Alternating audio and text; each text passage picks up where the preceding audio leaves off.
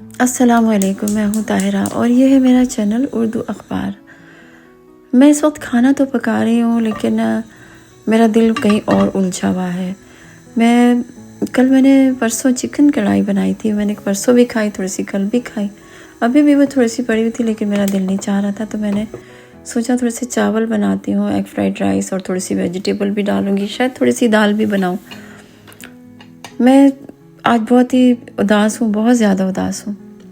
ویسے تو اداسی تو شاید میری روح میں رہتی ہے، یہ میرے ساتھ ہی نہیں ہے، یہ دور ہی اداسیوں کا ہے، اور اس ملک میں رہ کر تو بہت سارے ڈپریشنز ہوتے ہیں۔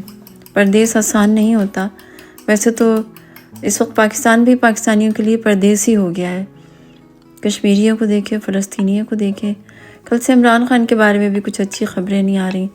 یا تو یہ بھی ایک طریقہ ہے کہ لوگوں کی توجہ کشمیر کی طرف سے ہٹ جائے اور بہت سارے ایشوز کی طرف سے لوگوں کو ایک عجیب قسم کے مقبسے میں لوگ پھنسے ہوئے ہیں کہ ایک دن کچھ خبر آتی ہے، دوسرے دن کچھ خبر آتی ہے، ایسا لگتا ہے جیسے ہم لوگ نا کچھ پتلیاں ہیں، کٹ پتلیاں ہیں۔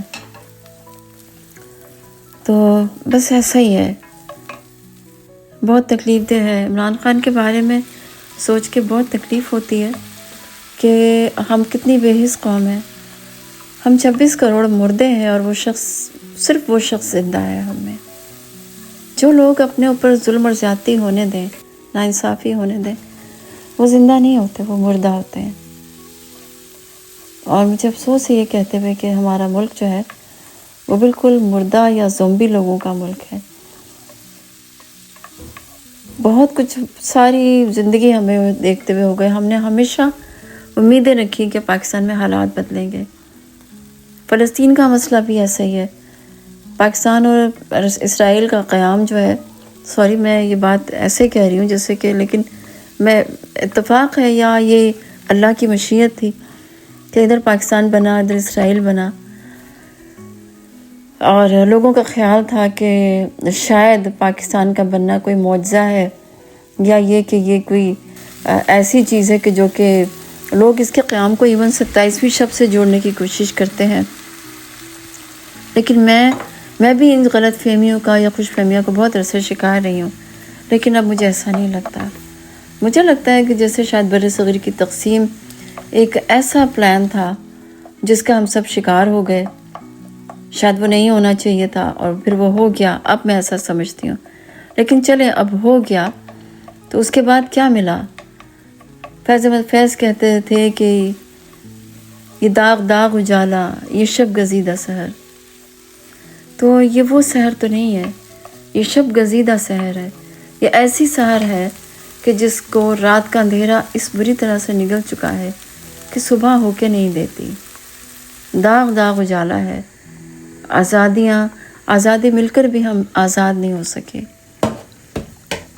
اتنا بڑا شخص، ایک کرکٹ کا لیجنڈ، ایک جس نے اتنی اس ملک کے لیے اور بھی بہت سارے کام کیے، آپ کیسے ایسا کر سکتے ہیں کہ اس کو 3 سال ہو گئے، وہ قید میں ہے اور قید تنہائی بھگت رہا ہے۔ قید تنہائی کتنی بڑی اذیت ہوتی ہے، یہ کوئی پردیس میں رہنے والوں سے پوچھے۔ کسی کو بدترین سزا دینی ہونا تو اس کو قید تنہائی میں رکھا جاتا ہے۔ آپ کو پتہ ہے یہاں پہ نفسیاتی طور پر اگر کوئی شخص کسی سے بات کرنا چھوڑ دے، جیسے میاں بیوی کی میں بات کر رہی ہوں، اس کو سائلنٹ ٹریٹمنٹ کہتے ہیں، جو اتنی بڑی اذیت ہوتی ہے کہ جو اس سے گزرتے ہیں ان کو پتہ ہوتا ہے۔ تو عمران خان تو اس سے کہیں بڑی اذیت جھیل رہا ہے۔ یہ تشدد کے زمرے میں آتا ہے، یہ بدترین تشدد ہے جو ایک ریاستی سطح پر کیا جا رہا ہے۔ پتہ نہیں یہ اندھیرا کب چھٹے گا اور کب لوگ یہ ریئلائز کریں گے کہ ملک، اپنا گھر اور اپنے لوگ، آپ ان پہ غداریوں کے سرٹیفکیٹ، ان کو تمغے دے کر، ان کو قید میں رکھ کر کتنے دن آپ حکومت کر لیں گے؟ حکومت صرف اللہ کی ہے، بادشاہی صرف اللہ کی ہے۔ میرا دل بہت دکھی ہے، بہت دکھی ہے میرا دل۔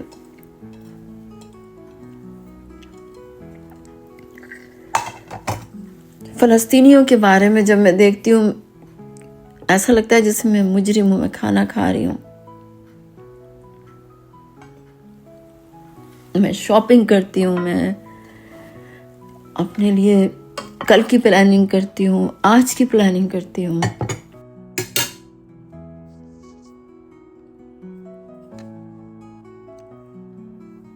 مجھے بھوک لگتی ہے، میں اپنے لیے کھانا بنا لیتی ہوں.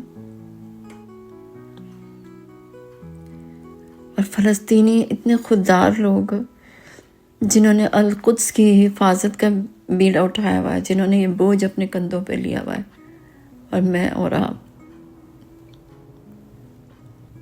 ہم اس بھوک کا، اس تکلیف کا اندازہ نہیں کر سکتے. اللہ القدس کو آزادی نصیب کرے، اللہ فلسطینیوں کو کامیابی عطا کرے، پاکستان کو اللہ تعالیٰ اپنی حفظ و امان میں رکھے، کشمیریوں کو اپنی حفظ و امان میں رکھے. اپنا بہت سارا خیال رکھیں. اللہ حافظ.